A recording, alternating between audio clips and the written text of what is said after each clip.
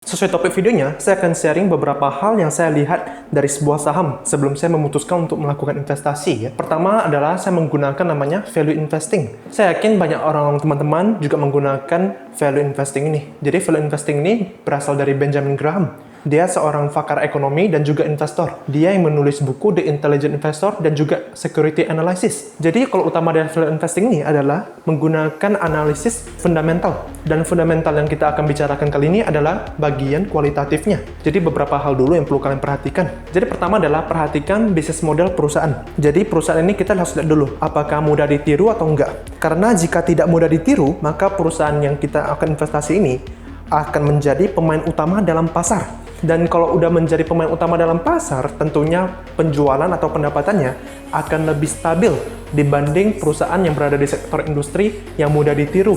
Sehingga seiring waktu, perusahaan-perusahaan yang mempunyai bisnis model yang agak lemah dan berada di sektor industri yang tidak bagus, yang terlalu banyak kompetitor, penjualannya akan semakin menurun dan akan semakin perang harga juga, sehingga net profit margin pada akhirnya akan semakin menipis juga. Dan kedua yang perlu kalian perhatikan adalah di bagian manajemennya. Kita perlu tahu dulu, perusahaan yang kita mau investasi itu manajemennya solid atau enggak, dan apakah dia jujur atau enggak. Jadi saya melihat portfolio dulu manajemen perusahaan, karena manajemen itu adalah orang yang menentukan apakah perusahaan itu kedepannya akan tetap berkembang atau orang yang akan membuat perusahaannya semakin anjlok atau hancur. Mereka yang menentukan nasib perusahaan itu. Dan kita perlu cari tahu dulu, apakah dari manajemen itu mereka itu jujur, kompeten, atau pernah melakukan tindakan pidana atau enggak, macam penggelapan dana, pajak, ataupun korupsi tindakan yang lainnya. Kita perlu tahu dulu dari track record mereka, apakah memang mereka punya pengalaman yang bagus dan dari skill set mereka cocok dengan perusahaannya, dan apakah mereka itu jujur atau enggak. Kita bisa searching di Google aja,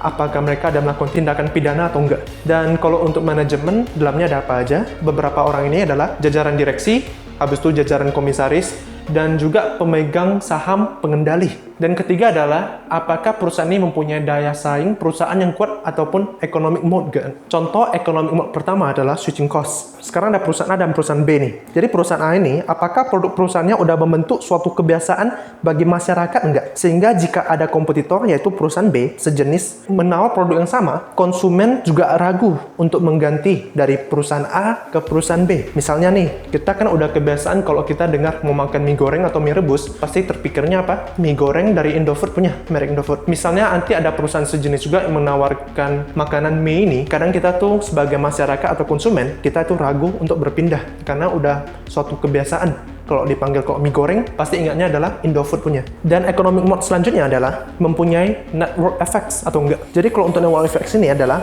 semakin banyak pengguna atau usernya, maka semakin besar juga bisnisnya. Ini lebih cocok jika bisnis yang mau kalian investasikan ini adalah perusahaan teknologi, macam Goto. Jadi sekarang perusahaan-perusahaan teknologi, terutama yang bagian marketplace punya, ataupun juga perusahaan e-commerce, Shopee, Tokopedia, lagi mengeluarkan iklan besar-besaran ataupun membakarkan duit untuk mengakuisisi user-user baru untuk menggunakan di platform marketplace mereka sendiri. Terakhir adalah intangible asset, suatu hal yang tidak ada bentuk wujudnya, yaitu adalah branding. Jadi semakin kuat brandingnya suatu perusahaan, maka artinya tuh mereka mempunyai para super fans ataupun mereka mempunyai brand loyalty yang kuat bagi konsumennya. Jadi ada namanya long term customer. Jadi kalau perusahaan atau brand mereka mempunyai long term customer yang banyak banget, mereka pasti ada beberapa hal lagi efeknya, yaitu adalah perusahaannya akan selalu ada repeat order.